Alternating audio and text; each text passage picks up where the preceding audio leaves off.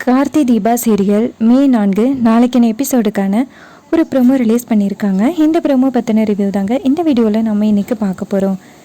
என்ன நடக்குதுன்னா, நம்ம கார்த்தி ரொம்ப ஹாப்பியாக அங்கே கம்பெனியில் ஒர்க் பண்ணிக்கிட்டு இருக்காரு. அவர் ஒர்க் பண்ணிக்கிட்டு இருக்கிறத பார்த்துட்டு நம்ம ரியானாலையும் ஆனந்தனாலையும் பொறுக்க முடியல. நம்ம தீபா எப்படியோ ரியாவை ஏமாற்றி நேராக ஒரு கோயிலுக்கு கூட்டிகிட்டு போகிறாங்க பரிகாரம்னு சொல்லி. ரியாவும் எப்படியோ கஷ்டப்பட்டு அந்த பரிகாரத்தையெல்லாம் முடிச்சிடுறாங்க. அப்போ நம்ம ரியா நேராக வீட்டுக்கு வந்ததோட ரியாவோட காலு செம்ம பெயினாக இருக்குது.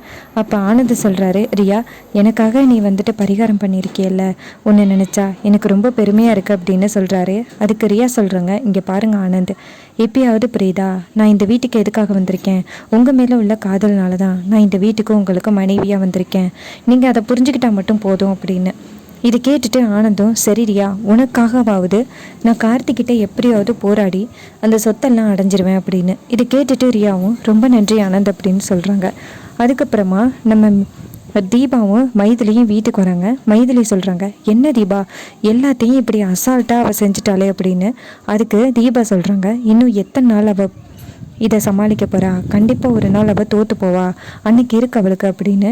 இது கேட்டுட்டு மைதிலியும், ஆமாம் தீபா, மீனாட்சி ரொம்ப பாவம், இந்த மாதிரி ஆளுக்கிட்ட போய் மாட்டிக்கிட்டாளே அப்படின்னு. அதுக்கு தீபா சொல்கிறாங்க, கண்டிப்பாக ஒரு நாள் அந்த ரியாவை விரட்டி அடிப்போம் அப்படின்னு சொல்கிறாங்க. இன்னொரு பக்கம் நம்ம மீனாட்சியை காமிக்கிறாங்க. அப்போ நம்ம மீனாட்சி நினைக்கிறாங்க, நம்ம ஆனந்தை மொத்தமாக பிரிஞ்சிட்டோம், இதுக்கப்புறமும் நம்ம இங்கே எதுக்கு போராடிக்கிட்டு இருக்கணும் அப்படின்னு மீனாட்சி நினைக்கிறாங்க.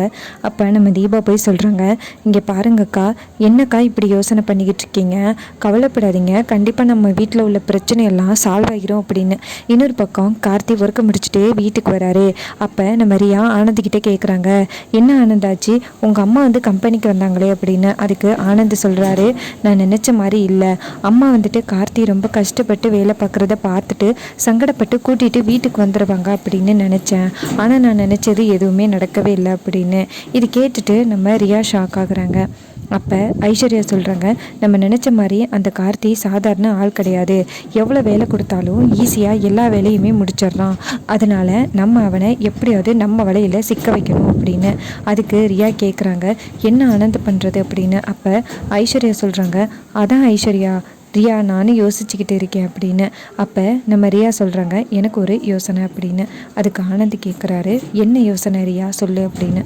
அதுக்கு ரியா சொல்கிறாங்க, இந்த கார்த்தி கம்பெனியே கார்த்திக்கு ஒரு கடல் மாதிரி, கார்த்தி ஒரு சுறா, ஆனால் கார்த்தி ஈஸியாக தப்பிச்சிட்றான், கார்த்திக்கும் அந்த இடத்துக்கு சம்மந்தம் இல்லாத இடத்துல கார்த்தியை கொண்டு போய் விட்டா கார்த்தி சமாளிப்பானா அப்படின்னு கேட்க.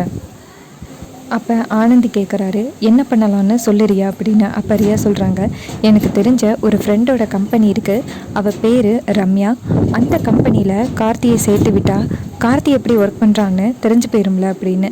இதை கேட்டுட்டு ஆனந்தும் சரி அப்படின்னு சொல்கிறாங்க. அதுக்கப்புறம் மறுநாள் காலை கார்த்தி கம்பெனிக்கு ரெடியாகி கிளம்புறாரு.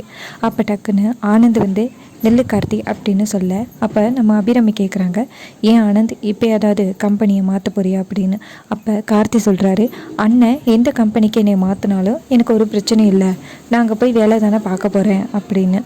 அப்போ அபிராமி கேட்குறாங்க, இங்கே பாரு ஆனந்த், இதெல்லாம் ரொம்ப ஓவரு, கார்த்தியை உன்னால் தோற்கடிக்க முடியலை அப்படின்னு உனக்கு இஷ்டமான கம்பெனிக்கு அனுப்பி கார்த்தியை தோற்கடிக்கிறதுக்காக முயற்சி பண்ணுற அப்படின்னு. அப்போ நம்ம கார்த்தி சொல்கிறாரு, அம்மா அண்ணன் எந்த கம்பெனிக்கு என்னை அனுப்புனாலும் கண்டிப்பாக என்னால் சர்வை பண்ண முடியும், நான் இந்த சவாலில் கண்டிப்பாக ஜெயிப்பேன் அப்படின்னு.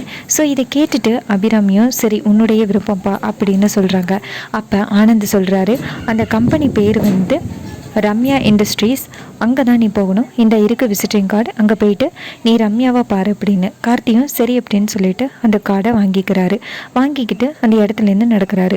அப்போ நம்ம மைதிலி தீபாட்ட சொல்கிறாங்க, எனக்கு என்னமோ இது எல்லாரும் சேர்ந்து திட்டம் போட்டு கார்த்தியை ஏதோ ஒரு பிரச்சனையில் சிக்க வைக்கிறதுக்காக இப்படி பண்ணியிருக்குதுன்னு தோணுது அப்படின்னு. அதுக்கு தீபா சொல்கிறாங்க, இதில் என்னக்கா சந்தேகம், கண்டிப்பாக கார்த்தியை சிக்க வைக்கிறதுக்காக தான் இப்படி பண்ணியிருக்காளுங்க அப்படின்னு.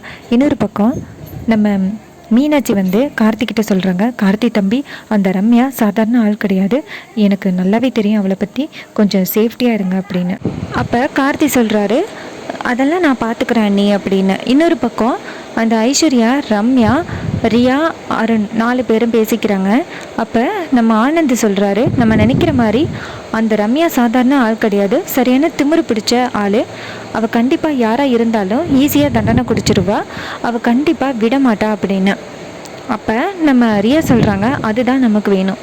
கண்டிப்பாக அந்த ரம்யா மட்டும் நமக்கு சப்போர்ட்டாக இருந்தான்னா ஈஸியாக வந்து கார்த்தியை தோற்கடிச்சிடலாம் அப்படின்னு பேசிக்கிட்டு இருக்காங்க. இதை கேட்டுட்டு நம்ம ஆனந்தும் அப்படி தான் அப்படின்னு சொல்கிறாங்க. கார்த்தி நேராக அந்த கம்பெனிக்கு போகிறாரு. இந்த கம்பெனிக்கு போகிறதுக்கு முன்னாடியே ரம்யா அங்கே காரில் போய் இறங்குறாங்க.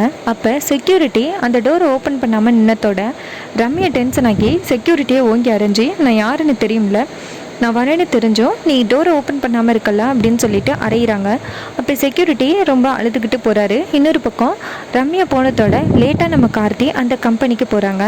இன்னொரு பக்கம் ஆனந்த் சொல்கிறாரு, கார்த்தி இங்கே டைம் ஆனதுனால அந்த கம்பெனிக்கு லேட்டாக போயிருக்கான், கம்பெனிக்கு லேட்டாக போயிட்டான் அப்படின்னு போன அன்னைக்கே கண்டிப்பாக திட்டு வாங்க போகிறான் அப்படின்னு பேசிக்கிட்டு இருக்காங்க. கார்த்தி அந்த கம்பெனிக்குள்ளே போகிறாரு. அப்போ நம்ம கார்த்தி அந்த விசிட்டிங் கார்டை காமிச்சதோட அங்கே உள்ளவங்க போயிட்டு ரம்யாவை பார்க்க சொல்கிறாங்க. நம்ம கார்த்தி போயிட்டு ரம்யாவை பார்க்குறாங்க. அப்போ ரம்யா நேராக கார்த்தியை பார்த்து, ஓ நீதானா கார்த்தி அப்படின்னு சொல்ல, அப்போ கார்த்தி சொல்கிறாரு, ஆமாம் மேடம் அப்படின்னு சொல்ல. அப்போ ரம்யா கேட்குறாங்க, நீ எதுக்காக இங்கே வேலை பார்க்க வந்திருக்க அப்படின்னு. அதுக்கு கார்த்தி சொல்கிறாரு, ஒரு ஒர்க் எக்ஸ்பீரியன்ஸ்க்காக வந்திருக்கேன் அப்படின்னு. ரம்யாவும் சரி அப்படின்னு சொல்லிட்டு கார்த்திக்கு ஒரு ரொம்ப இக்கட்டான ஒரு வேலையை கொடுக்குறாங்க. கார்த்தியும் ஒர்க் பண்ண ஆரம்பிக்கிறாரு. இன்னொரு பக்கம் ரியாவை காமிக்கிறாங்க.